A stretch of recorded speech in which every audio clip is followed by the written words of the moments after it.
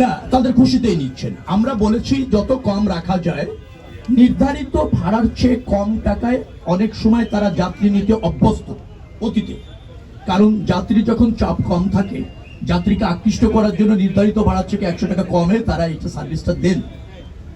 এখন তারা যেটা করছেন, অনেকে ওই জায়গায় আছেন যে কমটা নিতেন সেই কমের মধ্যেই আছেন। ধরেন নির্ধারিত ভাড়া 700 টাকা, তারা 600 টাকায় প্যাসেঞ্জার নিতেন, এখন 600 টাকায় নিচ্ছেন। অনেকে 700 টাকা নির্ধারণ ভাড়া হয়তো 700 নিচ্ছেন, কেউ আবার 20 টাকা কম নিয়ে 680 দিচ্ছেন। অর্থাৎ নির্ধারিত ভাড়া ক্রস করেছে এরকমের কোন নজির আমি গত 7 দিনে পাইনি কোথাও। পাঞ্জাবের জগতে একটি বিশ্বস্ত নাম, শাবাব এথনিক ওয়্যার। সুযোগটা থাকা উচিত, কিন্তু আমাদের কিছু লিমিটেশনস, মানে যে হারে যাত্রী এখান থেকে যাবে, বাসের যে সংখ্যা, সবকিছু এই স্টেশনের মধ্যে সব বাসকে পার্কিং করার সুযোগ দেওয়া যাচ্ছে না। পর্যায়ক্রমে ঢুকছে, একটা বাস ছেড়ে যাচ্ছে, আরেকটা বাস ঢুকছে, 10টা বাস ছেড়ে যাচ্ছে, 10টা বাস ঢুকছে।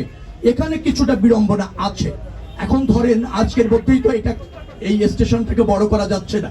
তারপরও আমি বলেছি শৃঙ্খলা রেখে মেইন রাস্তায় যাতে যান চলাচলটা, বাস চলাচলটা অবাধ থাকে, ততটুকু শৃঙ্খলা যেন এখানে রাখা হয়। একেবারে স্ট্রাইক যাতে না হয়ে যায়, যান চলাচলটা যেন স্বাভাবিক রাখার চেষ্টা করা হয়।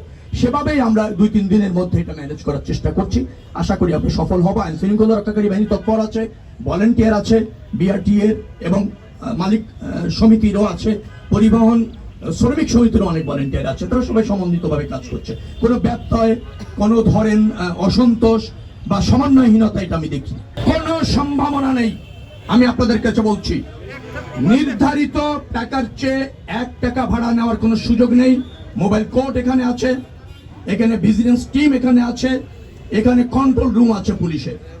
যে কোনো যাত্রী কমপ্লেন করলে তাৎক্ষণিক ব্যবস্থা নেওয়া হবে এবং আমরা 24 ঘন্টা তৎপর আছি। 24 ঘন্টা। আমি আপনাকে একটা উদাহরণ দিই। কালকে আমার কাছে মোবাইল একজন মেসেজ পাঠিয়েছেন, রংপুরে তার কাছে 100 টাকা ভাড়া ক্লেম করা হয়েছে বেশি। আমি তাৎক্ষণিক রংপুরের ডিসির সাথে কথা বলেছি, তিনি সেখানে গিয়েছেন, ভিত্তি পাননি কোনো অভিযোগের।